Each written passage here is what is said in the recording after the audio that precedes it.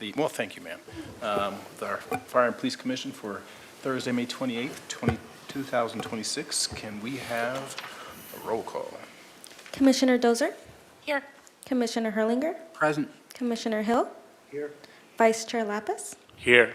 Chair Jones? Aki. Thank you. Now, do we have any changes to the agenda? Chair Jones, we do not have any changes to the agenda. Thank you very much. We'll move on to general public comment. Is there any public comment, either in person or virtually? Chair Jones, we do not have any in-person or online public comments. All right. Moving right along to the approval of minutes from March 26th. Can't believe it's been a couple months already. Is there any suggested amendments or adjustments to the minutes from March 26th? Seeing and hearing none, do we have a motion to approve? So moved. Second the motion. The motion has been approved and seconded. Can we initiate a vote?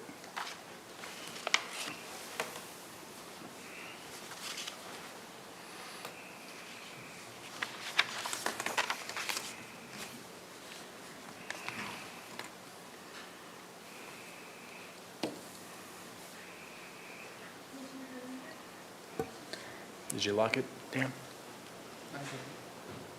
Yeah.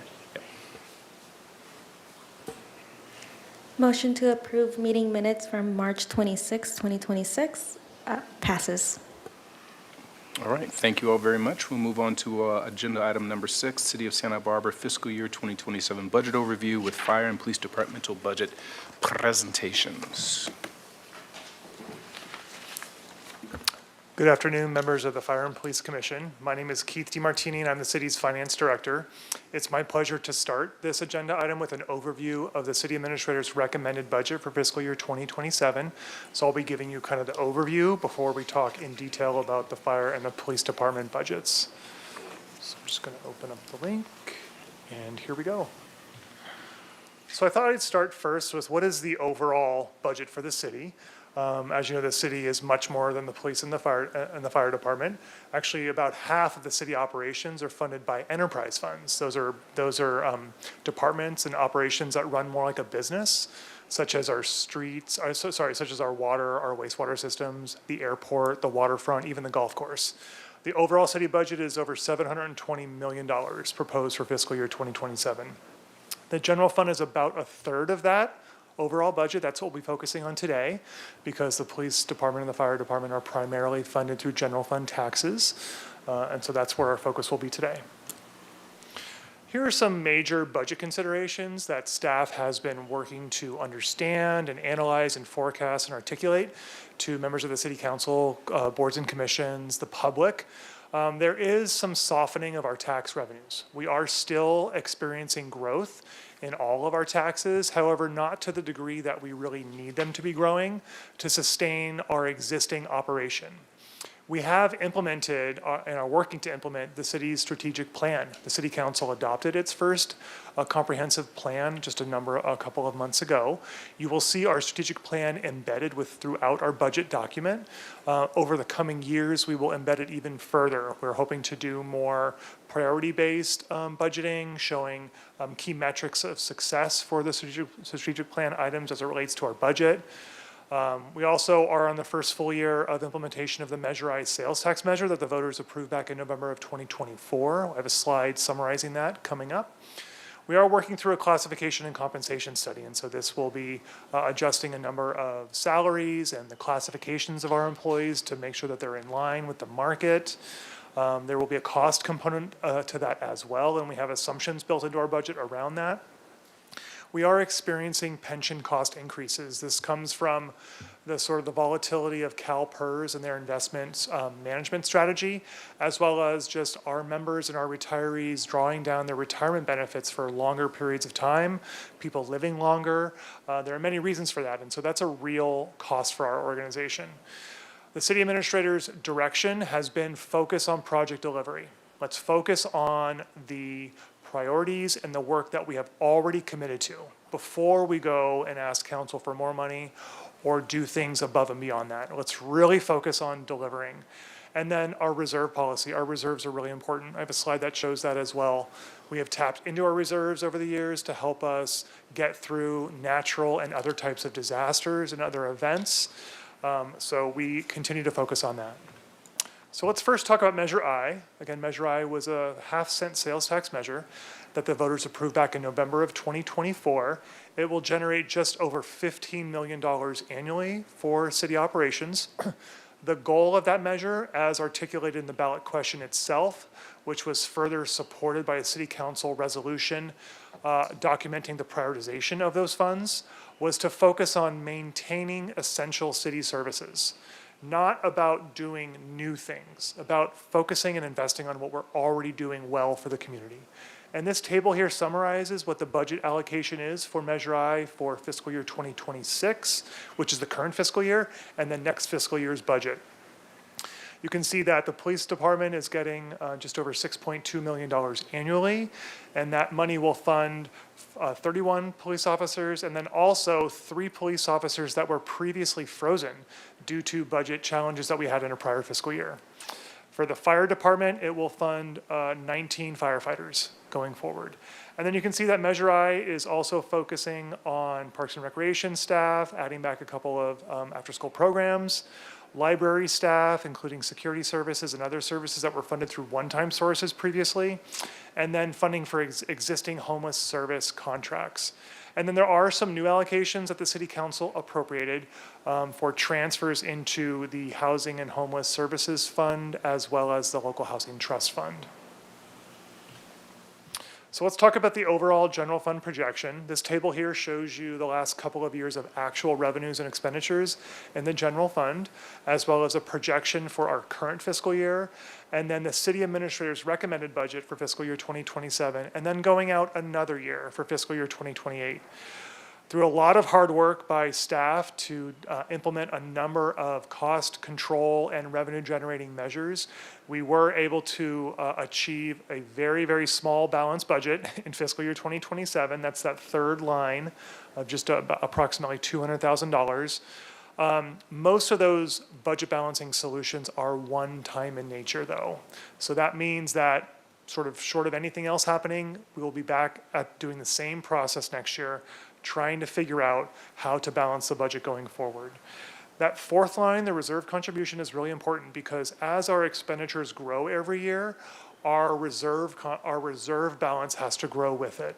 Our reserve policy says that 25% of our annual operating expenditure budget needs to stay in reserve. And so when your budget grows, your reserve amount has to grow with it. And so that line represents what we need to keep putting into our reserve to maintain the 25% policy target. And then the lines on the bottom show you the difference between the amount of reserve that we should have in our reserve versus what is actually there. And you can see sort of an alarming trend of our reserves going down each year. And where we are currently this year is we have already fully depleted our contingency reserves, and we are now dipping into our disaster reserves. And this is not a territory that we want to be in.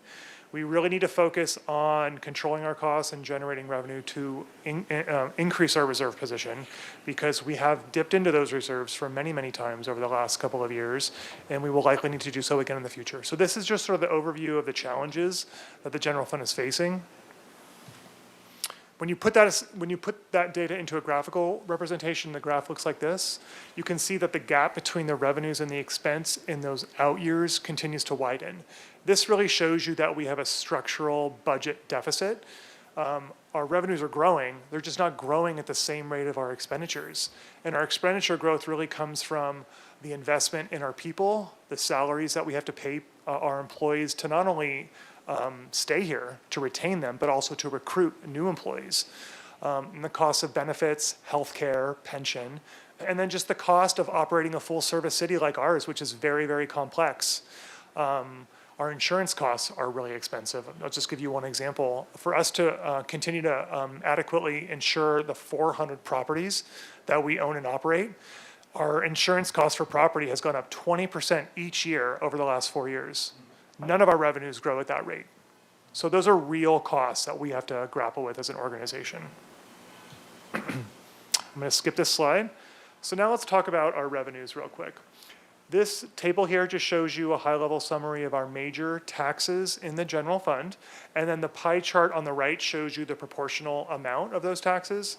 One major takeaway on this pie chart is that we have a diverse tax base, and that's a really good thing. We are not solely reliant on 1 or 2 or 3 taxes to fund our operation, because in times of economic downturns or economic challenges, some taxes might be strong, but some taxes might not be. We saw that during COVID. Sales tax and transient occupancy tax declined while our costs kept going up. And so that was really important to note. And you'll see the implementation of the new half-cent Measure I, that third line, which was 0 and now is ramping up. So it's good to see that, that tax included as well.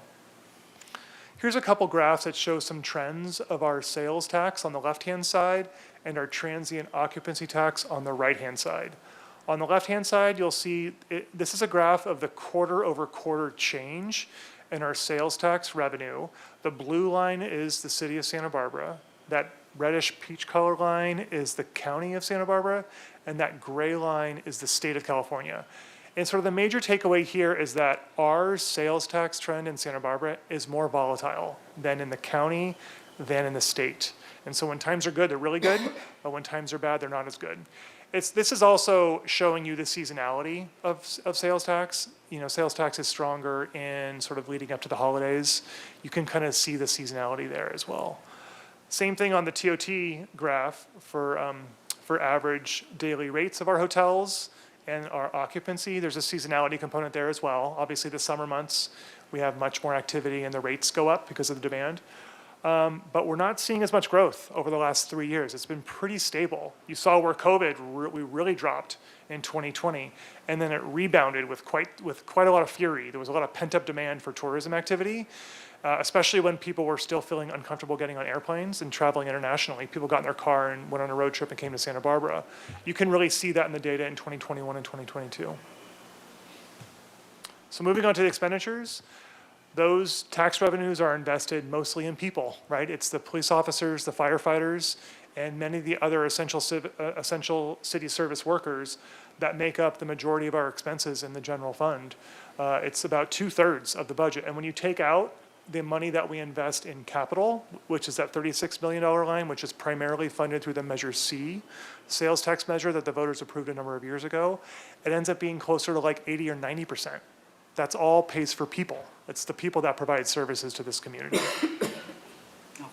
This table here summarizes the major actions that staff took when proposing the balanced budget that we did, and from the starting place. We do financial projections throughout the year. We were initially projecting a $14.6 million operating deficit in the general fund. We took a series of actions, again, as I mentioned earlier, one-time in nature, that got us down to where we are today. So again, a lot of hard work here, but we will likely have to do a lot more hard work again going forward because many of these are one-time in nature. And then sort of rounding out this presentation, I wanted to show you the impact on our reserves. I mentioned earlier how our reserves are declining, and you can really see that on this graph. It shows you the different categories of our reserves, some of which are more, they're more strict, there are more requirements on them than others.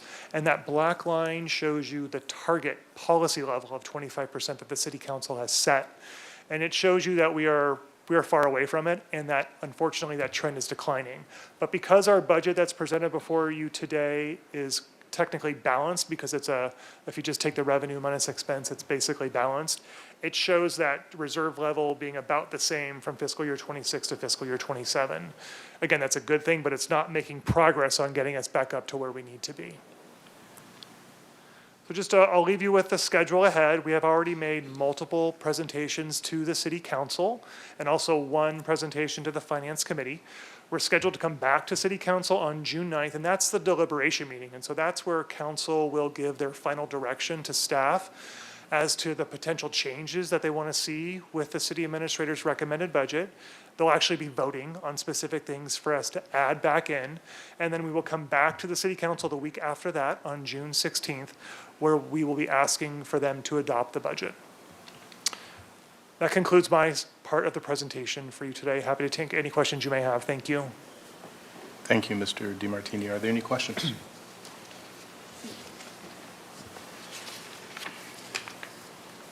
Dan?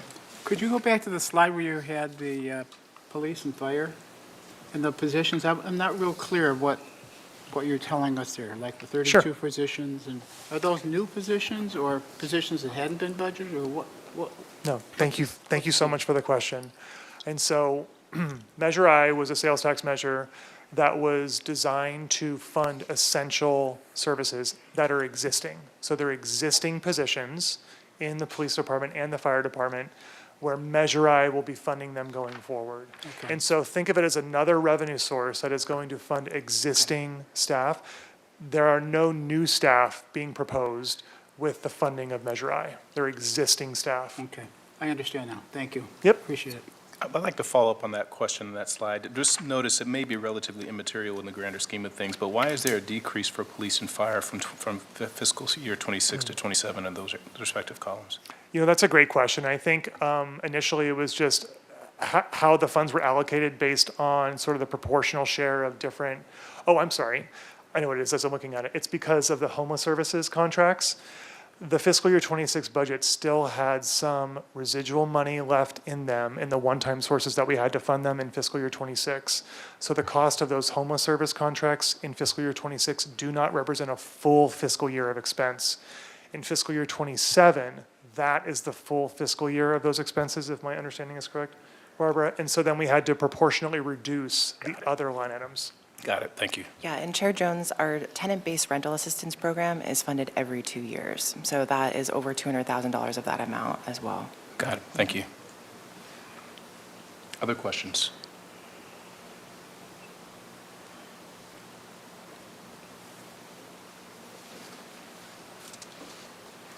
Can, Mr. DiMartini, can you, your statement about the dramatic increase in insurance over the past few years is rather startling. Could you unpack that? Just, I mean, help for those of us who are very curious about what the hell? Yeah, absolutely. I'd be happy to. So the insurance industry has changed pretty drastically over the last number of years, right? The insurance industry is a global industry. It's not just regional or even within the United States. And so a natural disaster that may occur in Mexico or Canada or Asia may impact insurance rates locally. That's one consideration. The trajectory of really large insurance events that have occurred through wildfires, floods, storms, and other events like that have dramatically increased the cost of the premiums for not only public agencies to secure property insurance, right, but also your personal property insurance on a home or a business that you may own. And so we're like any other organization that is required to insure its assets. As I mentioned, we have about 400 city facilities. It's a lot, right? Many of them are really small, like little bathrooms, but some are really large assets. And those assets it's really important to insure them for many reasons, one of which is that we run city programs out of them. And so we want to make sure that those facilities are safe and secure. And if there's an incident or an accident or flood damage or fire damage, we want to make sure that we can adequately repair and maintain them so that our employees and our users of our services are safe and can use them. Also, those city assets have a tremendous amount of value. And so if you think about it just from the city's balance sheet of our assets, we want to insure our assets. There's billions of dollars worth of assets that we want to make sure are insured so that the future of this community can leverage them in maybe other ways in the future. Around, thank you. One last question. I'm sure there's accounting principles behind this that I probably should know, but you'd mentioned that the reserves are based on 25% of the expenditures. Why on expenditures and not revenue or income? Absolutely, it's a great question. And so the concept here is that 25% of our annual operating expenditure budget, it represents 3 months worth of expenditure. And so the concept is that if there is an event that occurs in this community and we are not able to generate any revenue for whatever reason, we can continue to operate for 3 months. And heaven forbid, right? But that's the concept. So you'll often see a reserve policy target of either 17% or 25%. The 17% is about 2 months worth of operating expense. In my professional opinion, we're at the appropriate target level because of multiple reasons. One, we're a coastal community, and so we're more prone for different types of events that may occur here, plus the fire risk. And then also the volatility of our revenues means that we should have more in reserve as well. So for example, when COVID hit, sales tax and TOT declined, we strategically tapped into our reserves to sort of offset that loss of revenue so we can continue to provide this pretty much the same level of services. We did have to, reduce some of our hourly staff sort of workload and those services, but all permanent employees stayed on and continued to provide those services. Well, thank you very much. I appreciate that. Yep. Any other questions or comments from the commission? No? Anything from the community? Chair Jones, we do not have any in-person or online public comments for this item. Okay. Mr. DiMartini, thank you very much. Thank you so much. Appreciate it. Thank you.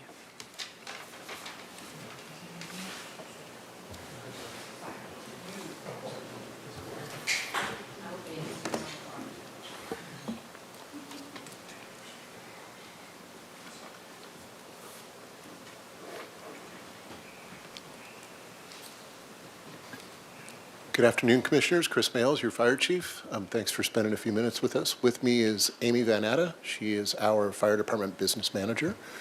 We're going to begin with just a short overview of the Fire Department, which will be a little bit of a review, but we'll get into our numbers and the status of our overall FY27 budget. Mr. DiMartini spoke of a number of topics that actually ring true to the Fire Department, and one of the things that he spoke about was creativity, in a sense that how to make our dollar go as far as it possibly can. And for us as a fire department, we are a service department. You'll see over 80% of our overall budget goes to the people that provide the services. So we'll get into all those numbers, but I wanted to draw your attention to this first slide. These are two of our newest engines. They were purchased on a lease purchase program.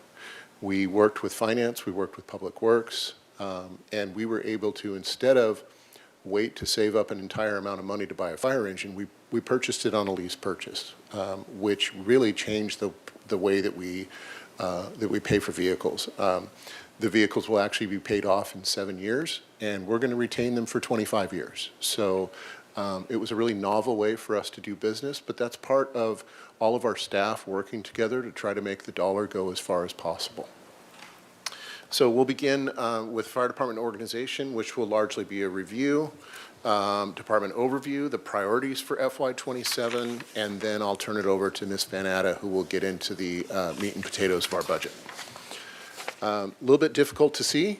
I did get my eyes checked this week, and I can kind of see up close here. So no changes, no significant changes to our personnel this coming year. We did hold a position open, and we did fill an emergency medical services administrator or manager position, and I'll talk a little bit more about that. But at the end of the day, there was no net increase in personnel. We just shifted the cost to a new position.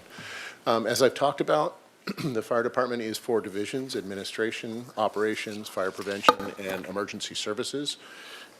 We have a total of 106 full-time employees.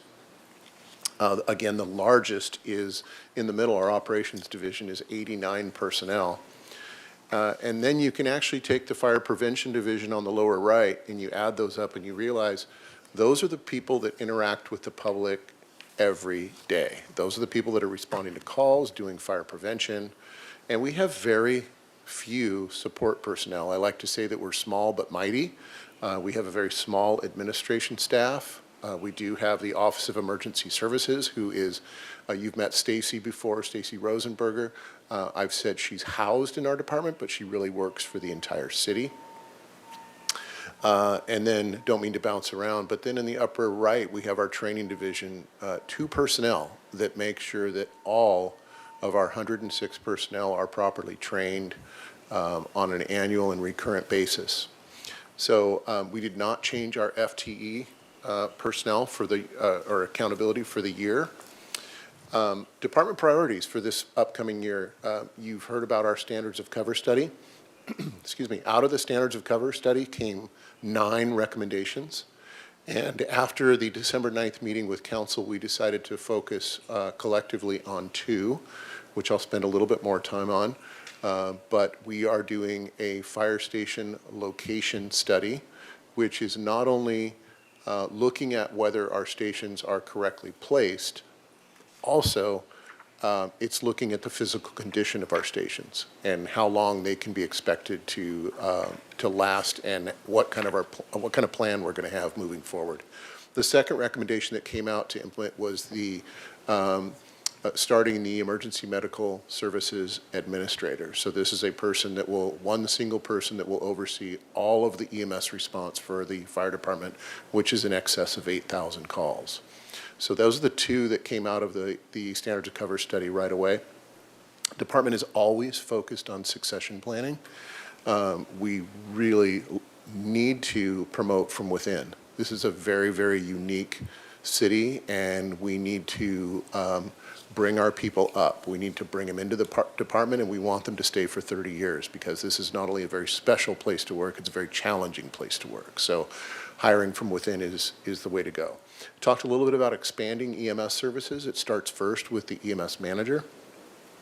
You may have heard that there is a ballot out right now to the Mesa residents for the Coastal Wildland Fire Suppression Assessment District. This is largely a cut and paste or a repeat of the Foothill Wildland Suppression Assessment District. Very, very popular, really efficient, and we looked at expanding it to the Mesa, so the ballot is out right now for the residents to decide. Also, our emergency manager is updating the emergency plan for the city. That is a very robust document of how not only the fire department and the police department, but how the city responds to each and every conceivable type of emergency that we would face. As Mr. DiMartini said with discussions about insurance, being in the coastal area, whether it's fires or floods or ocean-related emergencies, our folks have to be prepared for that. As an entire city, we have to be prepared for that. So the emergency manager is working to update the plan. So that's just a quick review of our department. As we move into FY 2027, that's what we're going to be focusing on. And I'd like to turn it over to Ms. Van Atta to discuss the budget. Good afternoon. This year we had what we called the status quo budget, so you won't see anything startling or exciting, new infusions of funds, maybe in fiscal year 28. But I'd like to start with our revenues. The first 2 you have are the county half-cent sales tax and the land development fees. Those are both projected by other departments for us. The fire inspection fees, we do have a small increase, and that is in line with the city's revenue and cost recovery policy, which increases the cost recovery to match our new MOUs for our hourly wages.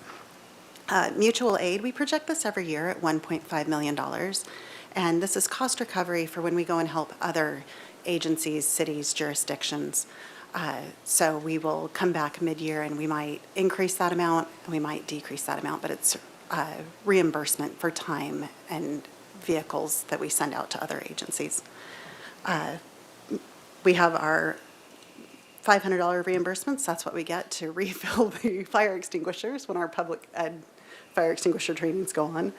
And the big one that you see there is the airport reimbursement. This is for our Fire Station 8, which includes 9 staff. And so the airport does cover all of the costs for that staff and a small percentage of overhead, as those staff members do not leave the airport ever to go to other calls. Next slide, please. When we look at our expenditures, again, they stay very close in line with fiscal year 26. Salaries and benefits have a small increase due to negotiations. Allocated costs are our internal service fees. When it comes to supplies and services, we do have a few dollars less in fiscal year 27. And that's because of some of our one-time projects or special funding that we received in fiscal year 26, including the contract for the emergency operations plan to be redeveloped. Special projects at $750,000. That's for our academy that we did not host in fiscal year '26 due to our staffing staying steady. So we will be requesting that rolls over to fiscal year '27. Transfers, this $38,000 is what we pay for insurance for those apparatus that were put on the lease purchase. Those funds will be coming out of the allocated costs next year, so it's not in a different line item. And when you come to capital equipment and projects, that again is reduced a little bit because we had Fire Station 6 have some renovations done in fiscal year '26 that won't take place in '27. Measure C funding, we definitely count and appreciate this. This year it paid for our station locality and facility master plan. That will be concluding this year, and we won't need the funds next year. We did have some items in fiscal year '26 that were two-year projects, and that's our portable radio replacement and SCBA replacement. Both of those have gone to bid and are starting to have our products and new equipment arrive, so very exciting. Regional dispatch, we have moved from having Santa Barbara Police Department run our dispatch services to the regional center at Santa Barbara County. We have approximately 12,000 calls a year, and we pay a per call fee and some overhead to regional dispatch. So this is an estimate based on past call volume. The reason why it is a little bit higher in fiscal year '26 is because we had calls from fiscal year '25 included. And then we have our emergency equipment replacement fund, which allows us to pay for essential equipment, but on a nice strategic schedule. Instead of coming and asking for additional funds every year, we can schedule this out. And that's everything. This year we bought AEDs, paid for our station alerting, and also turnouts, radios, and water rescue equipment. So that's important to our daily operations. Then we have Measure I, which, as you heard before, is funding 19 firefighters. And just as we conclude, I wanted to share with you an overview of our funds. This is General Fund and Measure C, broken down by our allocations. That supplies, equipment, and services is the only amount that we, as a fire department, actually get to work with. And so that comes up to $1.1 million for our daily operations. And some of the things that paid for was over 15,000 hours of training and 42 public education outreach engagements. So just to let you know, we're working on a slim budget, but we're making it happen. So thank you very much. And now we can open, oh, sorry. I have the fee changes. I was getting to questions. So 7.5% is what the fees will increase from fiscal year '26 to '27, and that reflects the increase in fire personnel wages. Now, any questions? All right, thank you very much. Is it Ms. Venata? Venata, thank you, sorry, to make sure I get it right. Any questions from the commission? Look at that. Go ahead, Commissioner Dozier. I have a quick question, and it could be my lack of understanding of these numbers. I will give you that, but I'm going to ask. It appears that the expenditures are all going up, but the funding is all going down. Is that a correct interpretation of these pictures? I see general fund expenditures at 47, and then funding, like for instance, Measure C, and general fund revenues, or I should say Measure C funding is less, and Measure I funding is less than, and I guess I'm looking at 27. So I guess, I don't know. Thank you, Commissioner Dozier. So the Measure C funding is very project-based. So you see the station locality study took place in fiscal year '26, so it's a 0 for this year because we don't need to duplicate the study. And then our portable radio replacement, we spent $800,000 this year, and next year to finish the project, we're anticipating needing another $300,000. So that's why you see a little bit less. So in the Measure C allocations for fiscal year '27, fire did not get as much, but we also didn't need as much this year. Measure I is the cost of the firefighters, and that's where some of the funding from the housing trust got distributed, or not housing trust, but housing got distributed to other projects in fiscal year '26, but will pay for those 19 firefighters in fiscal year '27. So you have sufficient funding, is what you're saying? I think really what this document does is it shows our revenues, and that's just our standard and ongoing revenues, and then it shows the injects into the budget from Measure C, Measure I. What you're really not seeing is a document that shows our revenues and our expenditures equalizing, but they are. The document is, or the budget is perfectly balanced for the fire department. We were just showing you how different sections of our budget are analyzed and where we get certain things. For example, like she was talking with Measure C, to have $370,000 from Measure C, we're so thankful for that because that gives us the opportunity to buy this expensive equipment. I tell people the only thing more expensive than fire equipment is medical equipment. And the cost, the commensurate costs, as Mr. DiMartini talked, I don't think I've said it in front of you, but the cost of fire apparatus has gone up 101% in 10 years. So for us to have bought, when we first bought our engine 4 years ago, it was in the 700,000 range, 760. If we were to buy that engine today, it's 1.2, pushing to $1.3 million. So we're really looking at creative ways to sustain the fire department, and so that's why we really look at Measure C. We appreciate the influx of dollars from Measure I. So, but you're absolutely right. There's no one slide that shows our revenues matching our expenditures. Well, this helps at least. Thank you. Any other questions from the commission? Could you give us, Chief, like a 3-sentence description No.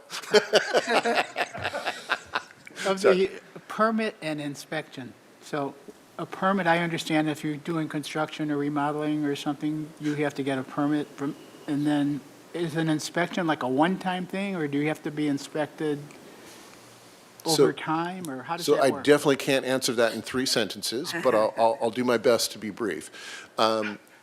The fire codes require commercial and multi-residential occupancies, educational facilities to be inspected on a regular basis. Okay. Most of them are required to be inspected every 2 years. So all of the businesses, all of the commercial buildings, hospitals, schools, everything are on a 2-year rotation.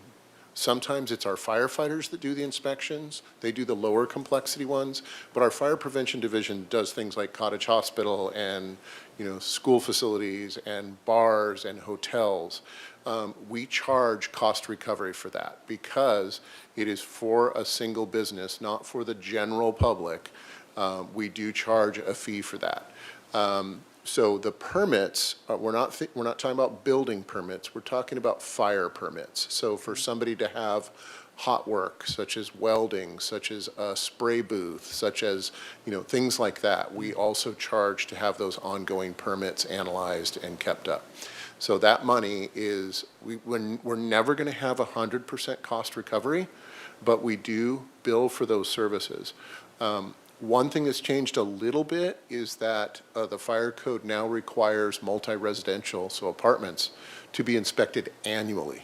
We had been doing those every 2 years, but they are required to be inspected annually now. So that also shows a little bit of an increase in the revenue to the department because we do charge for that.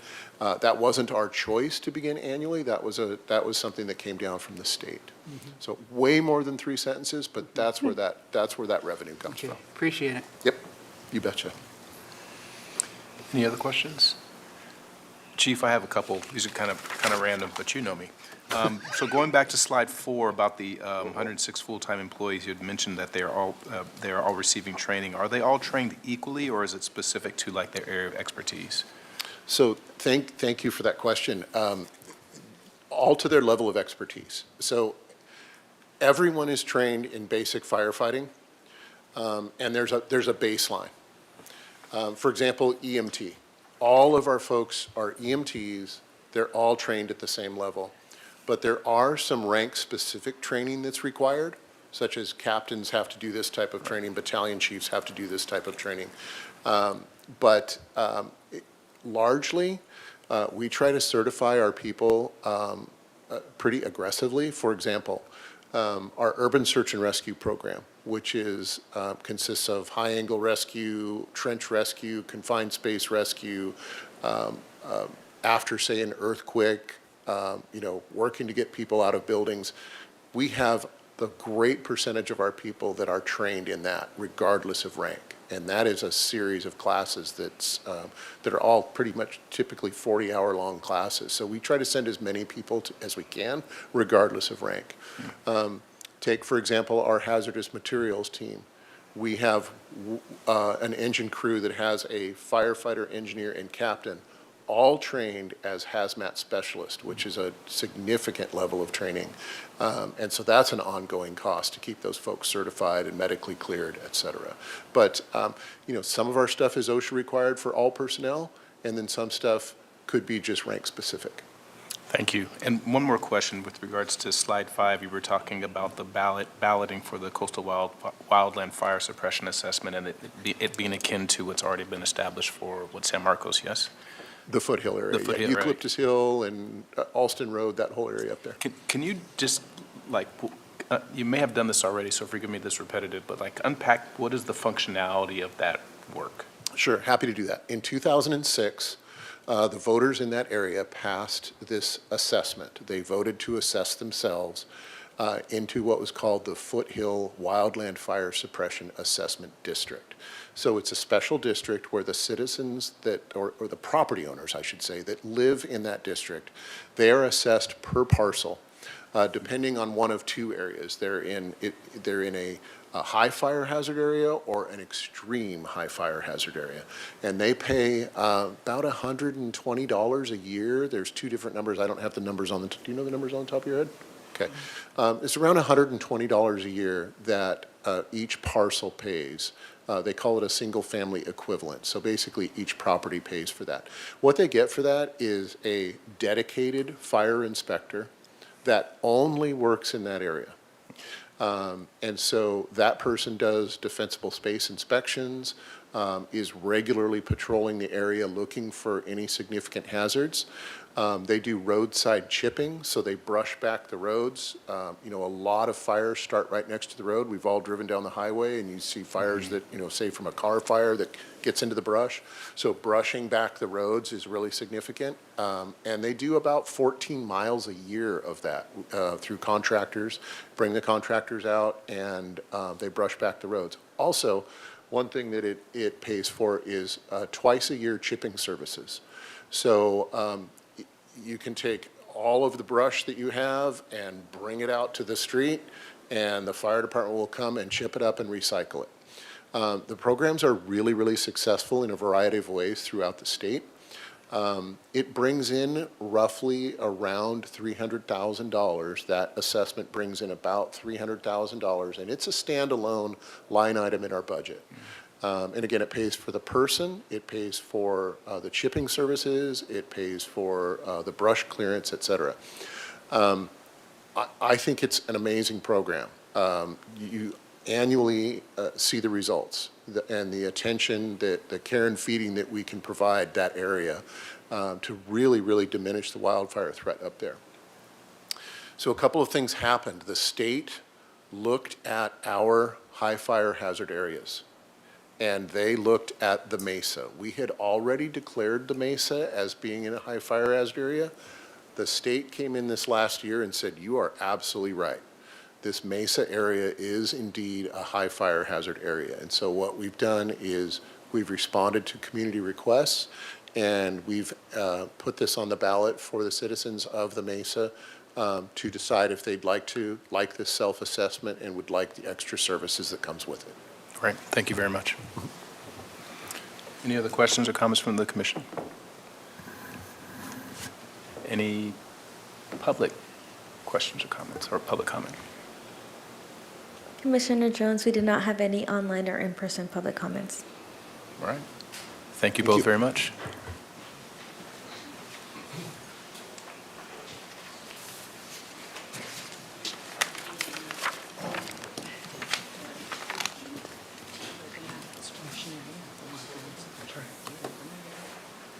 Where we are, I think we have the program.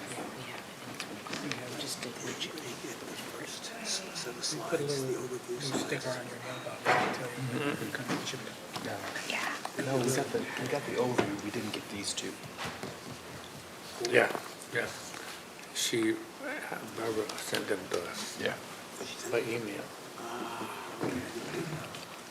Good afternoon, Chair Jones and our illustrious Fire and Police Commission. Police Chief Kelly Gordon. I'm going to turn this over to our business manager, Alec Ayala, to give a little rundown of the police budget. Just like fire, though, it is very much status quo. There's just a couple of minor changes, but for the most part, it is the same as last year.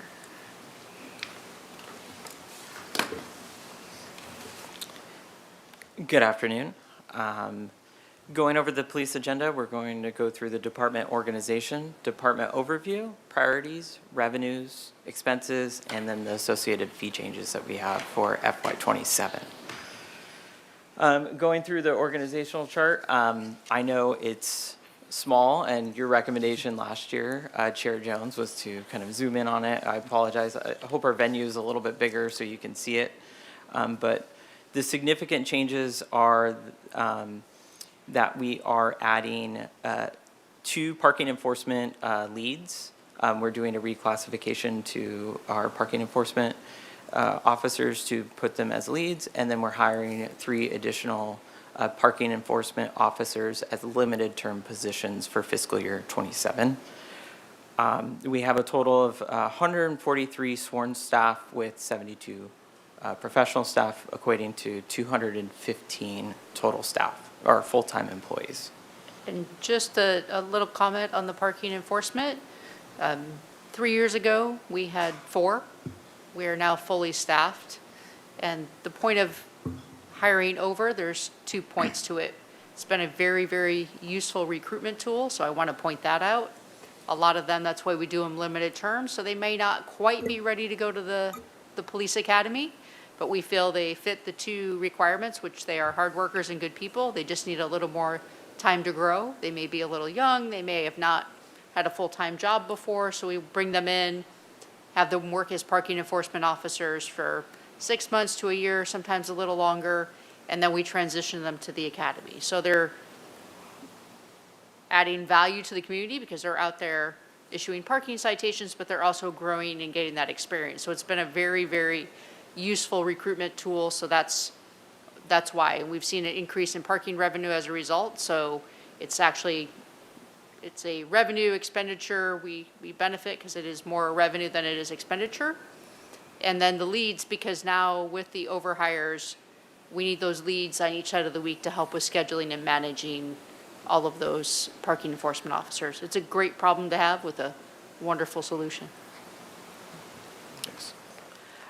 Going into the next slide, this really details our overall general fund budget of $67.2 million for FY27, our Measure C capital budget and our Measure C budget, and then detailing or going over the FY27 material changes. We were able to identify roughly $1.4 million in general fund deficit abatement through hiring of the parking enforcement officers, which increases our revenue, and then reallocation of around $475,000 of salary and benefits to reallocate 2 co-response officers and then a portion of salary and benefits of a police services coordinator to our opioid settlement funding.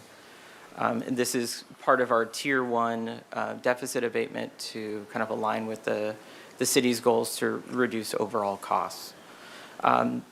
Going over the other material changes, as mentioned, we had the addition of the 3 parking enforcement limited term positions, and then we had reclassifications of 3 full-time employees, 2 of those being the parking enforcement leads, and then 1 an information technology technician. And just to point out, those are not new positions, they're just reclassifications. So we're not adding positions, we're just reclassifying 2 of the parking enforcement positions to lead positions, and we took a police coordinator position and reclassified it to what it actually was, which was an IT position. So they're not, I just want to clarify, they're not new positions, they're only reclassifications. And then just going below there, we have our associated fee changes, which are the parking violation penalties and related fees. I'll go in a little bit more detail a little bit later in the presentation on those. For the FY27 Measure C, we have $261,000 for our annual body camera renewal, or the license renewal for our vehicle and body-worn cameras. And then we have $426,000 for our equipment replacement. I will note that our Measure C funding hasn't changed in FY27. We just redistributed it a little bit to factor in a higher license cost for the body cam. And then detailing below is the Measure I funding of the 34 officer positions.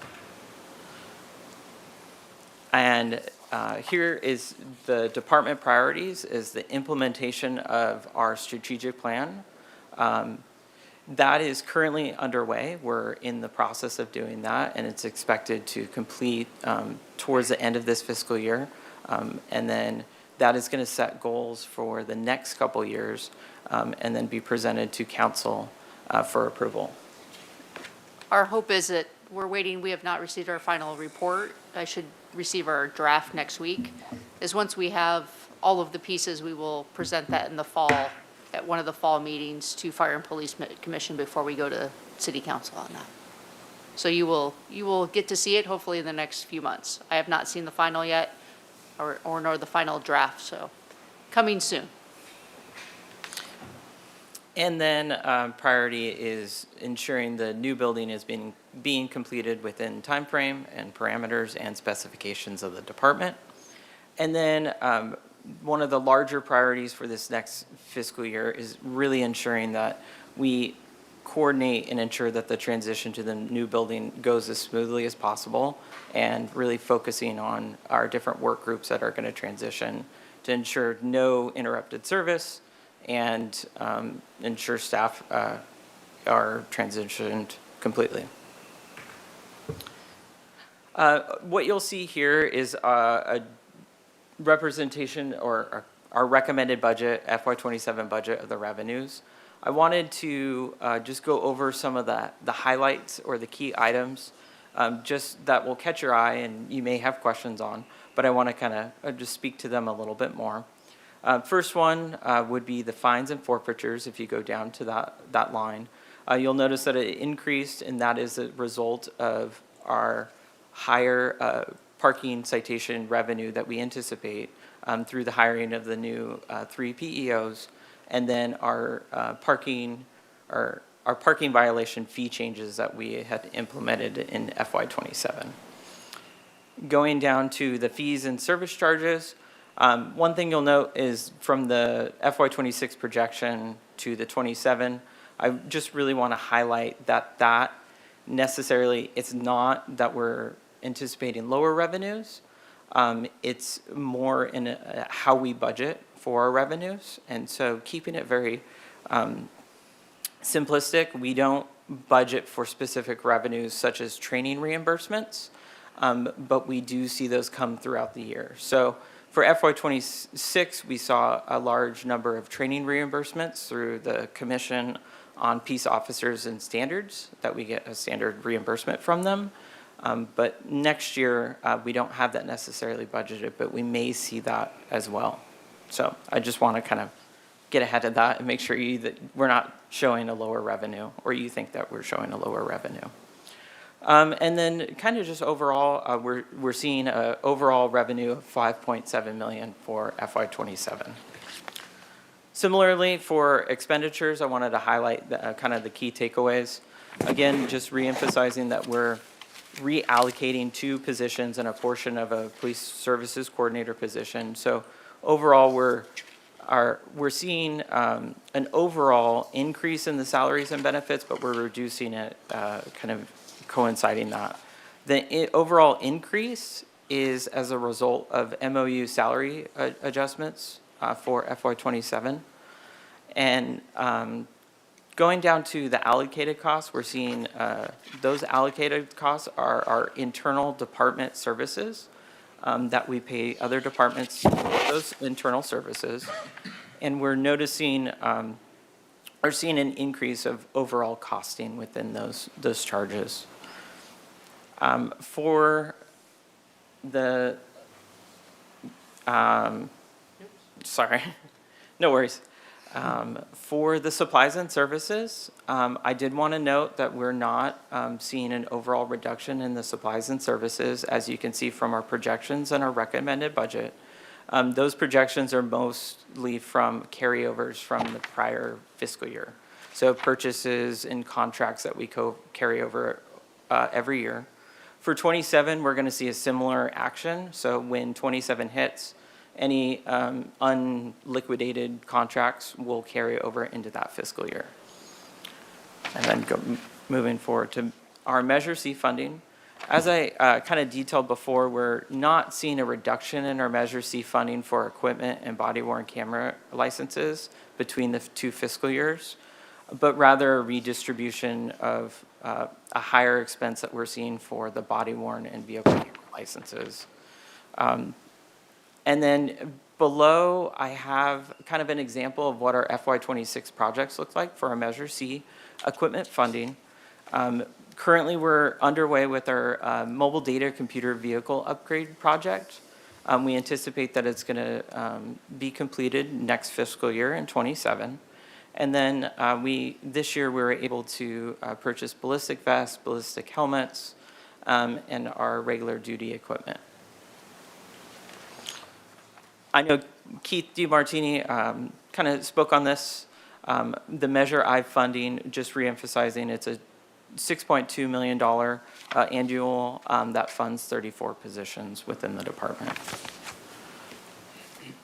Our intent for displaying this slide was really to just give you a general understanding of how limited our supplies and services discretionary funding is. Between salary, benefits, and internal service allocations, we're seeing over 93% of our budget go towards those costs, while only less than 6% go to our discretionary spending. So we have very little funding to spend on service contract renewals, equipment, and software and licensing. And that term discretionary is, I use it very sparingly because it also includes keeping the lights on and those other pieces. So it's, discretionary is a very relative term. And then for FY27, we have a couple fee adjustments that we made. One of them being for parking citations, which were for public safety violations. We had a $5 increase to those violations, which were to offset increased staffing, software, and equipment costs. And then we had some minor fee changes that we made for staff reimbursement rates for public safety for community events, and then our record bureau fees that were no significant change to our revenues. So very minor. And that concludes our presentation. Thank you both very much. Are there any questions or comments from the commission? Vice Chair Lapousse. Just a quick question, because I seem to be missing a slide. You show expenditures for, let's pick a year, 2027, 67 million plus change. And then I'm trying to add different slides, amounts from different slides for the total revenues. You have a revenue one that shows 5.7 million. So I'm short 60 so far, 60 million. So we are not what I would call a revenue generating department. Yeah, We're an expensive department, Okay. just like the fire department. These are revenues we actually collect, but we don't charge the public when we respond to a call for service. So all of those funds come from the general fund. okay, So when we talk about revenues, these are just the revenues that we generate from the different work that we do within the department that we actually charge for. So like parking enforcement is the biggest example. But we're not a revenue generating department. We don't charge the community every time we respond to a call for service or every time a dispatcher picks up the phone. So that's why there's the difference. The 67 is the number that it costs to run the department and to do all of those public safety functions, but that 5.7 is the revenue that we actually generate. Right. Plus, you have Measure I funding, and then Measure C funding, and then the rest is made up by the general funding. Is other general Is fund. other- So Measure I and Measure C are both general fund revenue tax measures. But yes, general fund, can I say that, makes up the gap and the difference. So it is what Director DiMartini had mentioned at the start of his presentation, which is the difference between an enterprise fund and a general fund department. So if you're not generating enough revenue to cover costs, you have that allocation for the general fund to support you. Okay. And like Measure I, Measure C, they're all different buckets from general fund. Right. And then somewhere in here, the completion of the new building is also being funded, right? Measure C is funding, that bond number that you see, so that Measure C on slide 8, it says Measure C, new building debt service. That's the money that is coming out for the payment towards the new building. Okay. Right. It counts under police department budget, Yes. not general fund. It's a Measure C allocation. Okay. Yeah, so it's capital infrastructure is Measure C. Right. We have an oversight committee that, provides the level of oversight required for that fund, which is why we separate out how we spend that money. Okay. And then the old building, value of that old building doesn't compute to the rest of the budget for the police department. Correct. That's a city property value. That's not a police department property value. Okay. Okay, thank you. Thank you. Any other questions or comments? I just want to know how many, the parking vehicles, the enforcement vehicles, how many of those do we have? We have 12 vehicles currently. Any other questions or comments? Thank you for remembering my comment last time about the font size. I totally had forgotten that, so I appreciate you remembering. Any, Madam, is any public comment or questions Chair online or in person? Chair Jones, we do not have any in-person or online public comments. I have a general question back to Mr. DiMartini. When, for example, going back to so many buildings that you have to insure, and we keep those buildings because we run city services through the buildings, those buildings. Have we ever thought of selling some buildings and consolidating functions in other larger, newer buildings? Is that under the, because what I don't hear is any urgency or any almost distress in you say, in the future years, we will expect bigger deficits. And then insurance costs going up 20% and our revenues are not going up.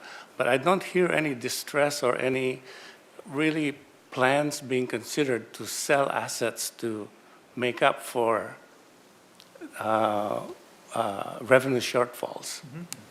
Great question. I really appreciate it.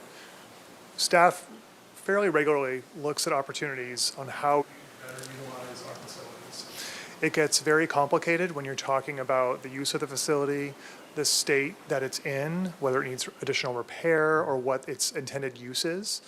There is a state surplus land act which severely limits the ability of a city organization like ours to go ahead and sell an asset or a piece of land on the open market.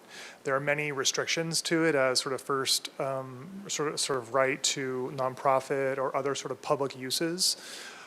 So we have to look at other creative ways of leveraging our assets for other types of uses. Cities across the state of California will enter into sort of public-private partnerships or partnering with other nonprofit or other governmental entities to do a joint project for utilizing the facility. There's been talk of, okay, we have many surface parking lots. Maybe we can build development on them and have sort of parking and retail and then affordable housing or workforce housing.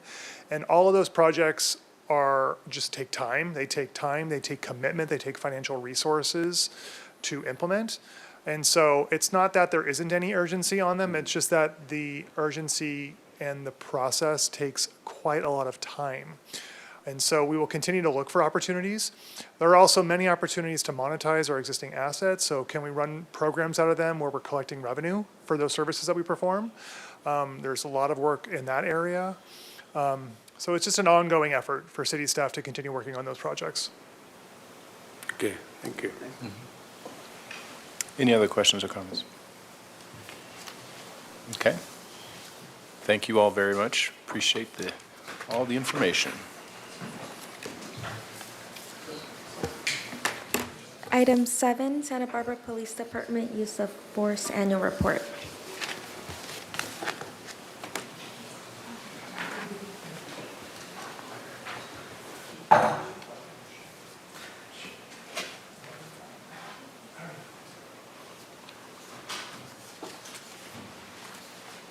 For some reason, I can't push the button, so. All right, so on to our next. So we're going to do our 2025 annual use of force review. It got pushed a little bit just because of scheduling. So we're going to give it all to you today, and it will be Commander Kasapas who will be presenting it. Thank you, Chief. As Chief Gordon said, we're happy to be able to provide you with this report for 2025 today on use of force. And the first thing we wanted to start out with was this slide really covering kind of our overarching themes and mission when it comes to use of force, which is safeguarding the sanctity of life, dignity, and liberty. We recognize as the police department that our highest priority is the protection of all persons. And because of this, we're committed to accomplishing that mission with minimal reliance on force. We look to emphasize tactics that build rapport, communication, crisis intervention, and de-escalation before resorting to force. And we recognize that there's a balance here, and that balance is vesting our officers with the authority to use reasonable force and how that requires continuous monitoring, evaluation, and balancing of public welfare. So when we look at use of force, the penal code section that governs this is 835A. And by its nature, 835A is a lengthy penal code with many subsections because it's incredibly important.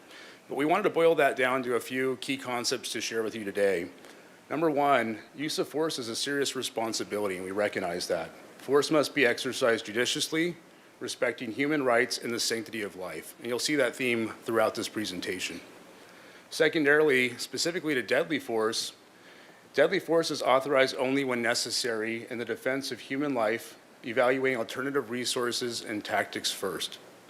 And that's the third point we wanted to make was there's an acknowledgement in 835A when it was amended in 2019 to include this, an explicit acknowledgement that individuals with physical, mental health, developmental, or intellectual disabilities are significantly more likely to experience force, and that officers must recognize this and the effects on compliance. And that, I hope we've shown you over the past several years, when you look at our training, crisis intervention training, our co-response teams, our crisis negotiation teams, many of those are inherently there to ensure that we are following through on our obligation to this subsection 835A.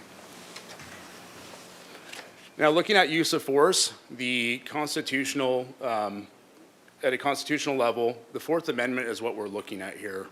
And what we're looking at is balancing a subject's right from free and unreasonable seizure and balancing that with government's interest in maintaining order. And that's the balance in use of force that we look at under the Fourth Amendment.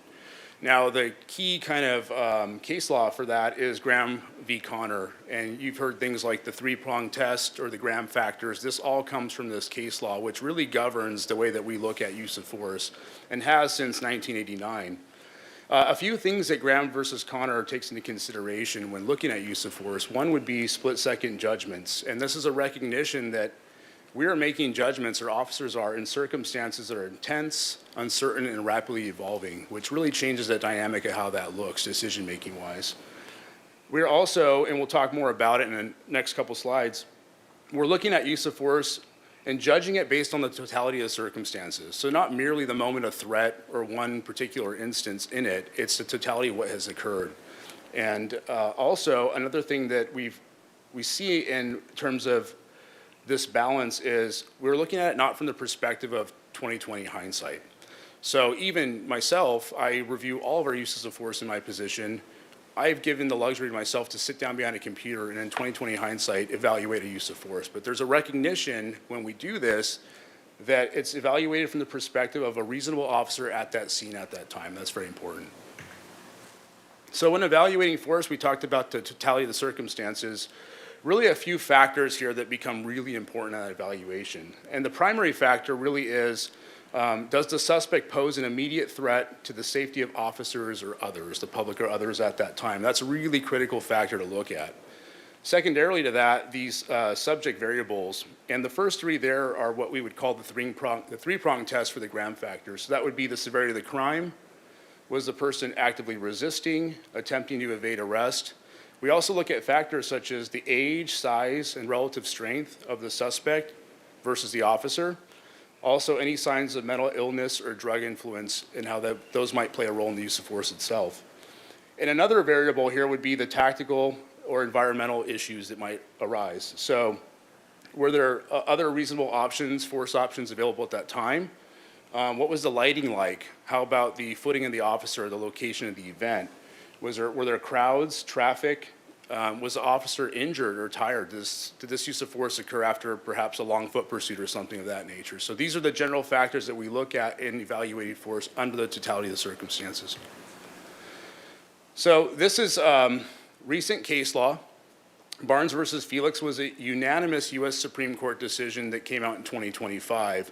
And really what Barnes versus Felix did is it told us that we should no longer look at use of force in the moment of threat. So historically, use of force was looked at, and one of the main factors was what was the moment of threat, what happened in that moment of threat, and was that force reasonable? And what Barnes versus Felix told us is that we have to look at this in the totality of the circumstances. So what did the pre-incident tactics look like? How about the post-incident tactics? What were all the factors to consider, including the ones that we saw on the previous slide? And we're lucky in California. In 2019, when 835A went through a revamp, totality of circumstances was largely presented in that language. So we were kind of ahead of the game. And also many of the Ninth Circuit decisions that came out in appeals court also suggested we look at it through this lens. This just solidifies it for us now under the Supreme Court. So the Santa Barbara Police Department, we have many categories that we track in terms of use of force, and these are the categories here. So this would be control holds or grappling, extended range impact weapons, that's like your 40 millimeter sponge round or a less lethal shotgun round, firearm fired at a suspect, impact weapon or baton, a canine bite, a leg restraint, OC spray, personal weapons, so that'd be like hands and feet, a takedown, a taser use, or a wrap. Now, this is a force to resistance spectrum. This kind of gives us kind of a foundational understanding of the level of force that would be appropriate given different subject resistance levels. Now, this is a very linear representation of what is incredibly fluid in real life. But in general, you can see here that, a suspect resistance that's compliant can result in professional presence, so command presence or communication. And then as we go up here, passive non-compliant control holds or handcuffing, active resistance, personal weapons or takedowns, pre-assaultive or assaultive, chemical agent, taser, impact weapons, and then at its highest level, life-threatening, so deadly force such as a firearm or improvised weapons. Now, a couple policy sections that we want to cover, and this was already largely reflected in both 835A and also in our original slide that we showed you, but safeguarding the sanctity of life, dignity, and the liberty of all persons, this is paramount to our policy, and this is really the foundation of what we work off of when it comes to use of force as an organization. Now, I want to talk a little bit about de-escalation. We do have a policy that covers this. This is a word that we talk about quite a bit. And so de-escalation is defined as the process of using strategies and techniques intended to decrease the intensity of a situation. So what does that look like operationally for us? I think that's important to understand. A few things. Number one, sometimes it looks like officers requesting additional resources to make sure that they have the appropriate resources for a situation.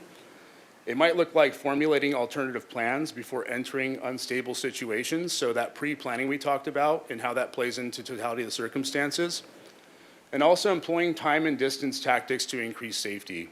Now, another thing to add here is, it might sound kind of counterintuitive, but sometimes a use of force in and of itself can be a de-escalation measure. Example of that would be, real life example, we had a case last year that we reviewed where an officer was at a house and there was someone in the house who didn't belong there and it displaced the family.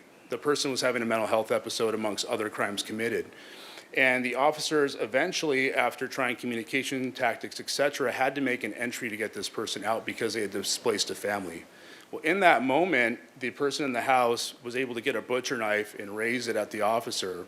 The officer was able to use a taser to safely take this person into custody, avoiding a deadly force situation. So this was an example of a use of force that was a de-escalation from the force option to deadly force, which was potentially justified in that situation, but the officer was able to use alternative tactics. Now, duty to intercede is also an important policy for us. So any officer present or observing another law enforcement officer or employee using force that is clearly beyond that which is necessary shall, when in a position to do so, intercede to prevent the use of unreasonable force. So this is a really important policy for us. A couple key things here: clearly beyond which is necessary, and then intercede when in a position to do so. Now, one of the things that we, several years ago when Chief Gordon came to the agency, one of the initiatives she brought was really looking at revamping. One of the things was our use of force reporting and how we handled that. And we actually have a pretty robust way of doing that now, so I want to discuss that with you in the next two slides. So what does that look like? If we have a use of force in the field, this prompts an automatic instantaneous investigation. So a supervisor will respond to the scene immediately upon any sort of use of force, whether that's a takedown all the way up to deadly force. They will ensure that medical care is provided to both suspects and officers as a primary responsibility, determine whether or not additional resources are needed, and if so, call upon them. They also ensure that crime scene investigation photographs are taken and that we're documenting evidence. And then a supervisor, in this case usually a sergeant, will interview all the involved suspects, officers, and witnesses at that scene as part of that process. And then ultimately, they'll ensure that the ongoing physical safety of everybody on that scene is taken care of. So this is the initial portion of the use of force reporting. After that, this prompts a whole secondary process of review. So once that is completed in the field, the sergeant notifies the watch commander, who's typically a lieutenant. They'll begin to watch body camera video, review reports, initiate a review of the incident and a report of it. There's a formal use of force report that's completed and it's sent up the chain. The report undergoes strict review by a lieutenant, a commander, and assistant chief.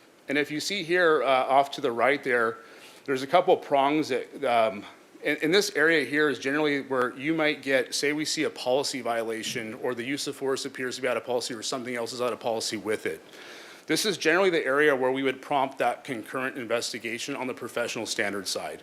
So the review occurs, and if in the review we see perhaps a policy violation, this would prompt a concurrent PSU investigation into that matter itself. Ultimately, once this review is completed, it's sent to the community accountability commander, and this is more so for strategic review. And in that case, at the moment, that would be me and the team that I'm part of. So we would look at that, the training officer would look at it, and then we would take that, and any lessons learned would be either debriefed or looked at for training opportunities in the future, with the ultimate goal, as we've discussed, to always get better and improve. So what does that getting better and improve look like in action? And I want to share an example with you about a real life situation that we saw and how we addressed that through training.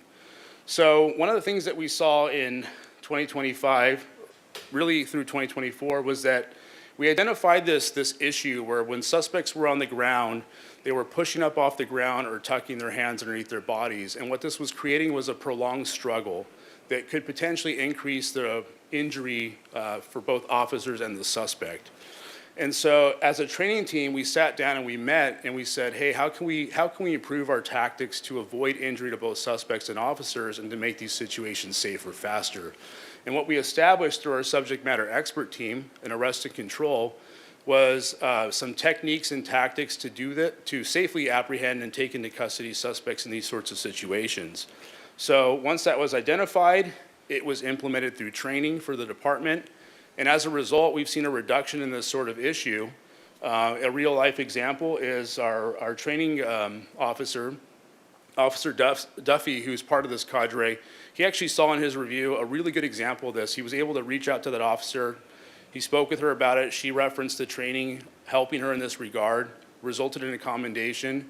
And this is a great example of how we are now looking at training from that lens, implementing different training tactics to improve, and then seeing that in the field and getting better. So as in our last several reports to the commission, we now have 3 years of data to share out with you to provide a little bit of a clearer picture in terms of what things are looking like. And this is our 3-year data spread of use of force and use of force trends. And so a couple things to note is you'll see calls for service year after year, as we discussed, are going up slightly. Uses of force are going up as well slightly. However, the number of non-force rates are essentially the same. Right around 99.79% of our incidents this year resulted in no use of force at all. And that's consistent with the past 3 years. Now, looking down below, you can see those categories of force that we discussed earlier in the presentation. The number one use of force that you see there are takedowns. We'll talk more about that. That's a lot of training that has led to that number, and we can explain that in a few slides.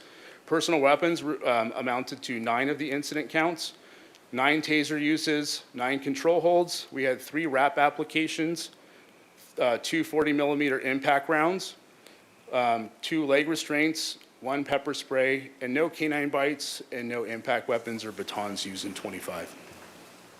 So what does that look like for the big picture? And this is what we really wanted to show the commission and the public, was that in 99.79% of the incidents that we went to in 2025, there was no use of force. They resolved without a use of force whatsoever. So 56,000 calls for service.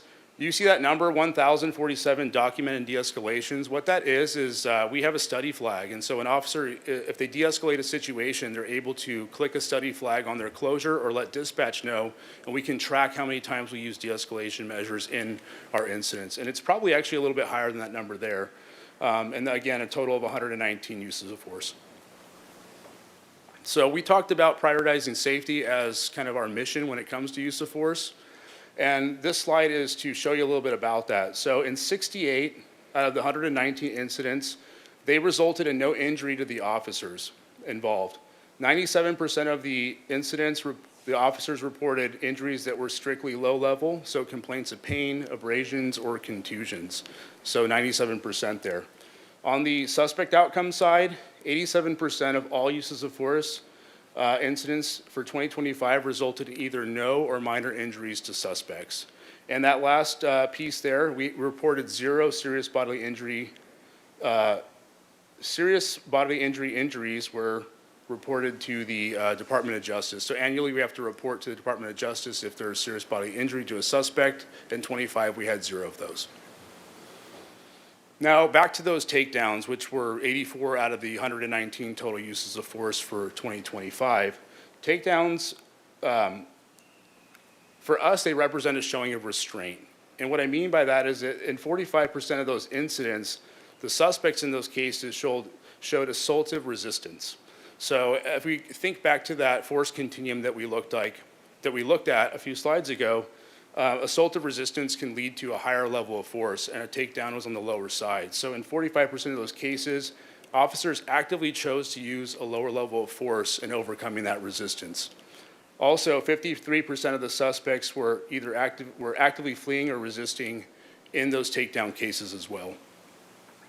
On the minimizing harm side, you can see here that when the takedown was implemented, in 94% of the cases, the suspects reported minor injury and 97% on the officer side. So again, validating our training goal for reducing injury and promoting safety for both the suspects involved and the officers as well.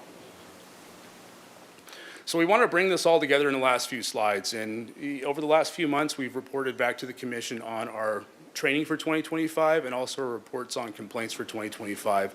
And this is kind of the trifecta, which is the use of force. And what we see here is that 11,329 training hours for us as an agency in 25 resulted in discipline action where 99.79% of our interactions resulted in no use of force. And again, to reiterate, we only had 12 complaints out of 56,000 calls for service, so 99.98% of those calls for service resulted in no complaint.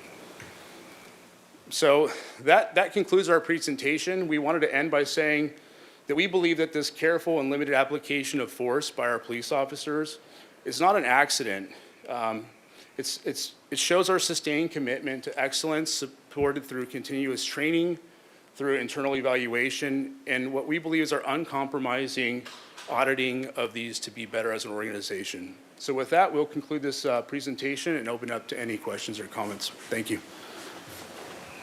And just before we open it up, if you bear with me just for a moment, Chair Jones, I just want to reiterate how extremely proud I am of the men and women of the department, all of the time, energy that goes into actually achieving this level of professionalism.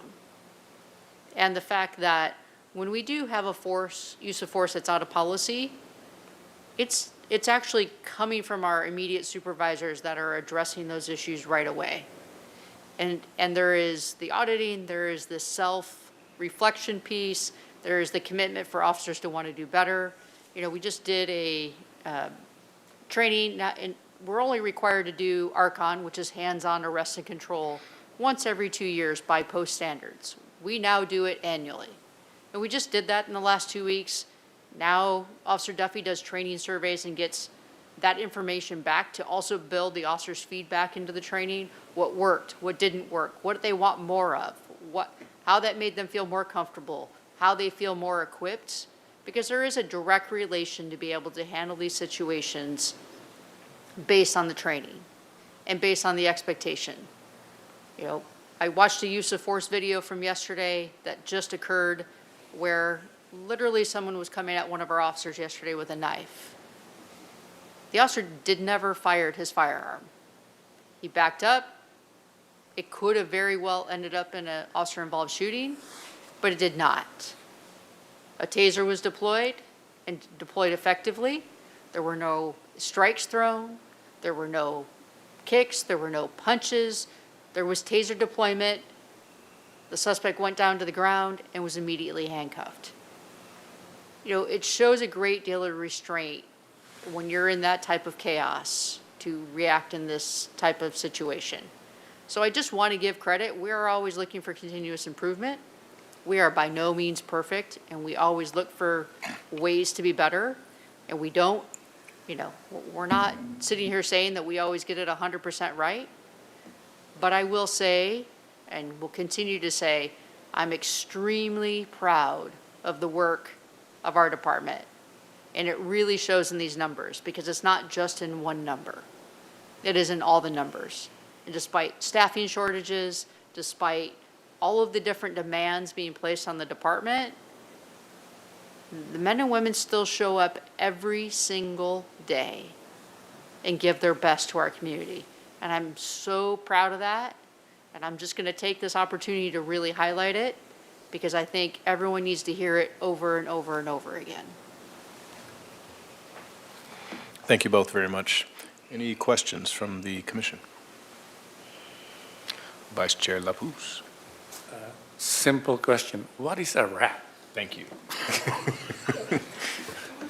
Yeah, a RAP is a device that we use to restrain somebody who is typically a danger to themselves through their actions after arrest. So it's a device that will kind of wrap somebody up physically to keep them from harming themselves or others in the process of taking them into custody. How do you deploy it? It's like a net or something? No, it's not like a net. It's a wrap actually. So what it does is the person sits down. It wraps their legs and their upper body. It puts them in a position where they can breathe effectively. It allows for protection of the head from thrashing around, and it's only used rarely, but on occasions where the person's taken into custody, but still presenting a danger to themselves through their own actions. And this is a method that we can use to prevent them from being further injured or officers being injured by wrapping them in this device and taking them into custody in that form. Okay, I think three of us had that same question. Any other questions? I have one, and that is with regards to the duty to intercede. This is what came to mind. Like, how do you ensure that your officers are compelled to intercede when, I think I understand its policy, if and when something happens without fear of retaliation or isolation? Commissioner Jones, that's my job to ensure that that doesn't happen. You know, when we have such a type of policy violation, if we did, when someone is under investigation for that, it's part of what we order them, it's a part of what we say to them, but more than anything, it's about making sure that we have a culture that doesn't allow it. And if it happens and there is retaliation, that we address it. You know, we can, as you know, anything can be in black and white. Everyone understands. And duty to intercede is actually, if you don't intercede, it is something that you can be decertified by post for. So it is considered one of the areas of misconduct that requires, that really, that raises to the serious level that you could be actually decertified as a police officer if you did not intercede. So I will say I saw something I like to read the other day where things look very different, where, you know, the blue wall of silence that everyone became very familiar with. If you were to choose to use that blue wall, you yourself would more than likely find yourself out of a job as well. So you see that less, but really it's about the culture and about what we do to make sure that retaliation is not allowed. Thank you. Yes. This is probably outside the literal meaning of use of force, but where do chases come in?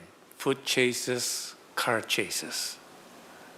Because a vehicle can be considered like a force, or a body can be considered a force. Like I have your officer on a lighter woman, for example. What is the policy on car chases and foot chases? We have a separate policy that's separate outside of use of force. Every single pursuit that we have, that's what a car chase is called. We have a vehicle pursuit policy. There are laws that regulate that. We certainly could give a presentation on that, but we actually, the same thing, we audit every single one of those. There's a pursuit report that is completed by every single one that we have. So there is every single one of those is looked at. If there are policy violations, same things occur. Those also come to the community accountability. Commander Casapas gets every single one, but every single one is also reviewed up the chain of command for training, policy violations, and if there's anything outside of what should be happening, those are addressed through training or through the other appropriate process. Commissioner Dozer? I just had a quick comment. I wanted to say thank you for sharing the numbers, not only with us, but with the public. And I think it's a real testament to your leadership, to your training, to the culture, to the dedication to transparency. And I think it's just hugely complimentary to Santa Barbara. Maybe it's time to consider some kind of comment from the commission. Absolutely. In that respect. Yeah, I think maybe we could talk about that during Commission and Staff Communications. Chair Jones, actually, the right time to make that motion would be now. So it would be based on this specific agenda item. Okay. Any member of the commission can make the motion. That motion would have to be seconded. If you would like to issue a public comment on behalf of the commission. Staff can work with you on drafting that comment, and you can designate a spokesperson to work with staff on that. Commissioner Hill, do you have a motion? Before you make a motion, public comment? Oh, sorry, thank you. Is there any public comment? Chair Jones, we do not have any in-person or online public comments. Thank you. Thank you. And back to you, Commissioner Hill. Well, I do not want to try to language on the fly the public comment, as much as I sense a consensus among the commission as to the impressiveness of the presentation, the strength and forthrightness of the chief's comments about the people she supervises and guides, and the numbers which continue to support that. And I think that we could probably craft something along those lines that everybody would feel comfortable with. So that's my motion. I'll second it.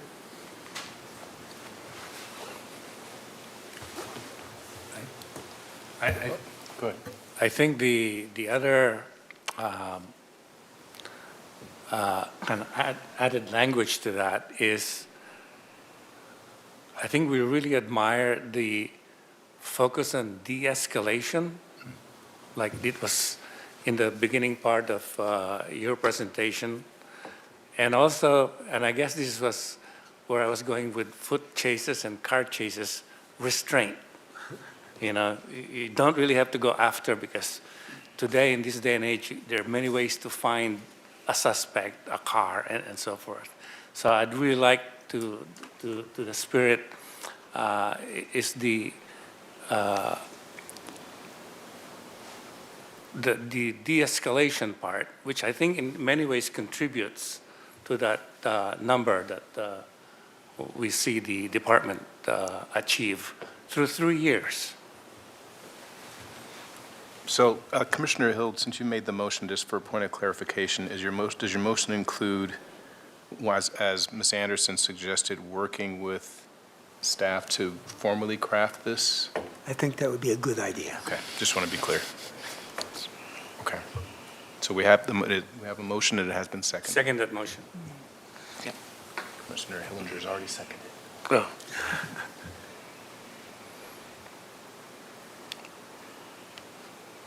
You have to press that. There we go.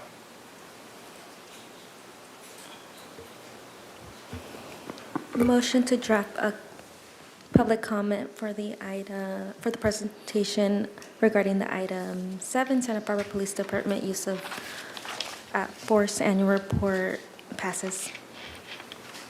Thank you. All right, thank you all very much. Move on to our next agenda item? Our last. Yes. Item number 8, AB 481, annual reporting requirement. Yes, Commission, this will be our last report for the evening. And so this is our annual report on military equipment use as required by AB 481 and codified in Government Code 7072. And this is a transparency effort for law enforcement agencies to share with their governing bodies the military equipment uses for the year, amongst a few other items. So we'll get started with that. This will be a summary of equipment use for the year 2025. For our robot, which is on the military equipment list, we had 0 operational uses. For our unmanned aerial systems, UAS, that would be your drones, we had 42 operational uses. Our armored vehicle, that's our armored rescue vehicle, we had 0 operational uses in 2025. Our mobile incident command vehicle, this is our mobile command post. We had a total of 6 operational uses during special events, so 4th of July, Fiesta Solstice. And then the next would be our 40 millimeter launcher and its rounds. We had 2 operational uses of that 40 millimeter launcher in 2025. Our less lethal shotgun, we had 0 operational uses in 25. Distraction devices, we had 0 operational uses of distraction devices in 25. chemical agent and smoke canisters, that was also 0 uses in 2025. Pepper ball launcher, that was also 0 operational uses in 2025. And then last on our list would be our breaching shotgun. We had 0 uses of the breaching shotgun in 2025.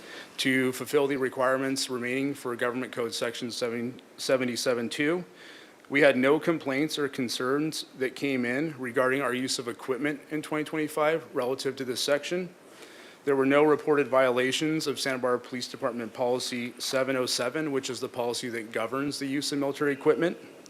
The costs associated with the equipment are outlined in our Lexipol policy, and they're available on our website for review by the public or anybody who wishes to see that, along with the quantities of the equipment that we possess and the price points for those relative pieces of equipment. One of our requirements is to notify our governing body of any items that we might look to acquire in the next year that would fall into this list. At this moment, the Santa Barbara Police Department may look to acquire what is called a CTS LC5 series baffled canister and launching system. Essentially what this is, it's a device that we can launch chemical agent in crisis situations, typically SWAT call-outs, from a distance of standoff as opposed to having officers getting closer. So we may look into the purchase of an item like that this year. The second item would be we may look to acquire 20 Liberty Dynamic Enhanced Diversionary Devices. These fall under that diversionary device category, and this would help us to create distractions under critical incidents for crisis response if purchased. The Santa Barbara Police Department would also intends to maintain adequate stock of certain military equipment to meet training standards and to ensure organizational readiness. So as part of our training standards for the year, we have to utilize some of this equipment, and so we would purchase the same amount of equipment to replenish those stocks. And that concludes our report for 2025 for AB 41, use of military equipment.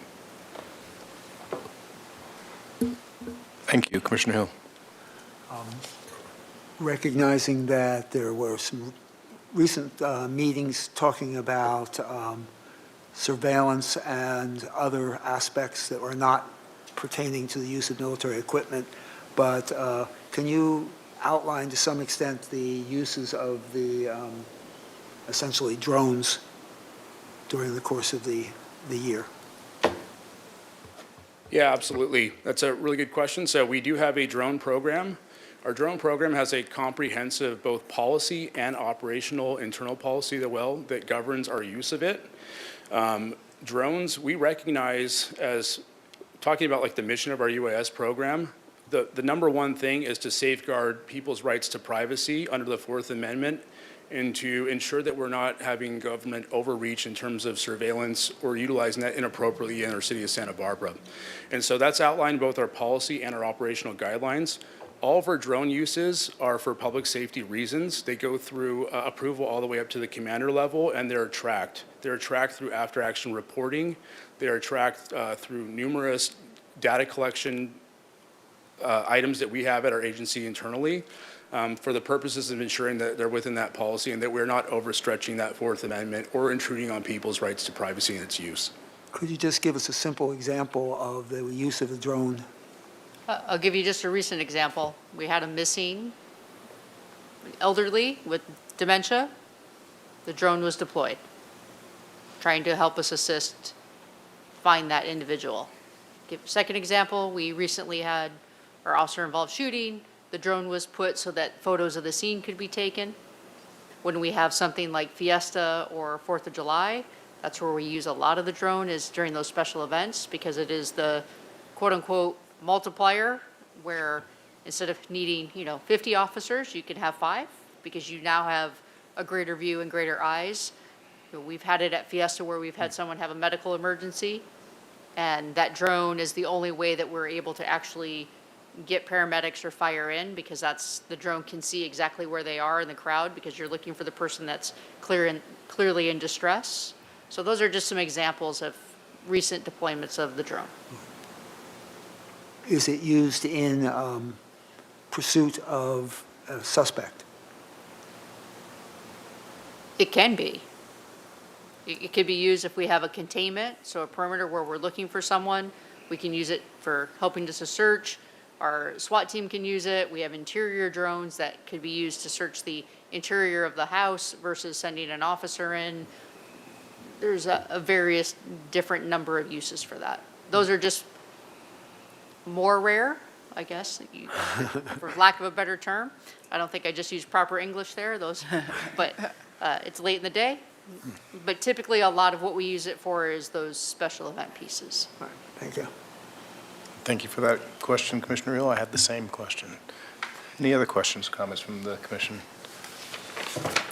I do have a couple. So I'm just kind of curious. I know that in the language here under the summary, you put in those the second and third to last bullet point that the department may acquire a couple of these things. I was kind of curious, and I understand the rationale, but given the fact that we've just had a use of force report that clearly indicates that all the good things and positive things that the department is doing, we've already looked at crime statistics, which has been, comparably low compared to other communities in California. What would be the rationale behind acquiring those, and from what budget would they be acquired? So we already have, comes from our current supplies budget. So it's a matter of, we're always looking for devices that do what we need them to do, but maybe that are safer, such as that diversion device that we're looking at. The report's actually sitting in my box, so that's waiting for me to make a final decision on whether we're going to move forward with it. But for us, it's not a matter of, not having a tool because we haven't used it in a bit. We have to have the full toolbox available to us, because when something happens, we are really kind of on an island by ourselves. We have to have all the tools. We don't have, I worked many years in LA County where you had a lot of different cities next to you and you could grab from that toolbox. But our toolbox is us. We can call in the sheriff's department, but they have very limited resources. And if we're asking for things from them, that's going to take a while to get and need. Take, for example, we've been very, very fortunate that we have not had something happen at one of our special events or during one of our First Amendment. But it only takes one incident where you have to have the tools that you need to effectively control it. And part of this is how we control it without causing more harm than we need to. So these devices are meant to be able to do that in a way that we're not causing more harm than we need to the public. So it's really important that we have the appropriate systems to do that. We can't just rest on the fact that we haven't had something happen. We hadn't had an officer-involved shooting in many years, and we just had one. So for us, it's not a matter of if, it's just a matter of when. And we are in the business to be prepared for the worst-case scenario. That is our responsibility. If we only prepared for the incidents that we see every day, and then that one incident happens, we're in trouble. We've had mass casualty incidents here in the county. We've had Isla Vista. We've had other things happen that are really unfortunate. And fortunately, they don't happen that often, but it is our job to be ready for them and be prepared. Part of what we talk about in the use of force is train with these tools, know how to use these tools effectively, know what tool we need for the job that causes the least amount of harm and addresses the situation. So this is all about that constant effort to looking at different systems and different things that actually lessen the risk, because there are new improvements to safety all the time. All right, I appreciate it. And I'm not in any way trying to be confrontational. I'm just very I know you intentional about. You love to ask me the questions, and I love giving them back to you. I do. So that's good. it's not necessarily may acquire. It's probably, from what I'm hearing, it's like most likely, or the chances are, or leaning towards in lieu of the. I actually don't know. I have a whole proposal sitting on my desk for the diversion devices that I have not had a moment to actually sit down and thoroughly evaluate. So I actually can't say yes or no to it because I have not had a chance to sit down and actually look at it. Got it. But I appreciate your explanation of the rationale behind the decision. When we, as a team, evaluate whatever the new tool that we want, what I ask them to do is actually evaluate all the options, pros, cons, and put it forth to me in a full proposal. And then as an executive team, we talk about it and think, okay, do we think this is the appropriate way to take? Do we have the money to do it? And is this the right time to do it? So we evaluate all the pieces before we say yes. Right on, thank you. Any other questions or comments from the commission? Madam Clerk, is there any other public or comment? You know what I'm trying to say. Chair Jones, we did not have any in-person or online public comments. Okay. Thank you both again very much, appreciate it. What's next on our agenda, Madam Clerk? Item 9, commission and staff communications.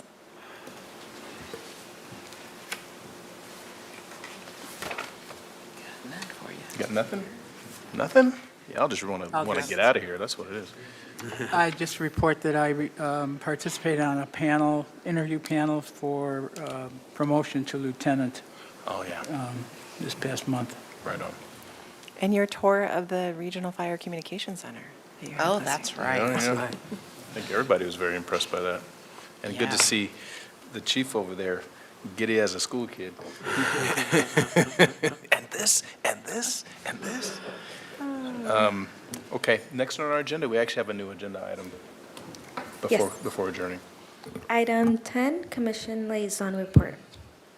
As the public may recall, we've actually, in our last meeting, agreed to have a liaison from the commission to attend the community meetings. I'm not sure if any have taken place or if any commissioners have any They have, reports of I feedback. can report on that. So there is a community group that doesn't have a formal title, but it's promoting community safety, diversity, and public trust through locally guided practices in response to federal immigration enforcement. So the group did meet, and Commissioner Hill also attended. And the meeting really boiled down to representatives from Indivisible Santa Barbara Community Group, who was badgering our chief about the flock cameras that the city has for surveillance. That was basically the meeting. I think it might be appropriate at some point to put on the agenda a presentation about flock cameras and the city's response, and that whole, it was all new to me. Yes, Chair Jones and Commissioner Herlinger. So we are scheduled to go before City Council to provide an assessment and audit of our use of flock camera technology as a public safety tool throughout the city of Santa Barbara. We also will, at that time, be presenting a data governance and privacy policy that's citywide to, again, ensure that there's consistency across departments in terms of how we protect third-party data, the limited access to that data, and how we audit any use of that data received through these technologies. So that is set to go before City Council sometime in August, and we'll keep the commission informed of when that topic arises. And just for clarification, so this is a group of community stakeholders that are dedicated to serving our local immigrant communities. A lot of our collaboration and coordination has been in response to federal immigration enforcement activities throughout the city, and the fear, anxiety, and direct harm that our communities have been experiencing under the new administration and their protocols related to immigration enforcement. So as a result of these communications and gatherings, City Council adopted a resolution, and so that is what Commissioner Herlinger was referencing, is that resolution on community safety. We've created a matrix of action items from that resolution that city staff have been directed by council and the city administrator to implement. The first of those is the data privacy agreements, and again, being able to come back to council to report as directed on use of those technologies. So Commissioner Hill, do you want to comment on the meeting? You did a great job of defending our chief. Well, I said that I thought that to some extent the concern was, while it's probably very deeply felt, not consistent with what is in fact the reality of the level of privacy that is available in a system where now all of our friendly ICE officers have 20 million individuals in a database that they can identify by when they go into a GPS location, push the location, and get a picture of those people that are in that Commissioners? field. It seems to me that our concerns are very real, and they're being much more carefully protected than Big Brother up above is. And Commissioner Hill, I do see our city attorney stepping in. We just want to make sure that we don't get into our own dialogue and discussion about the agenda topics at hand, but that we're reporting out from that community meeting. Thank you. That was pretty much what I said in the meeting. That's right, and we appreciate it. I said, and we appreciate it, for the record. All right, any other Thank you. questions or comments? Seeing and hearing none, I'll entertain a motion to adjourn. So move. Second? Second? Any objections? Thank you, I'll see you next month.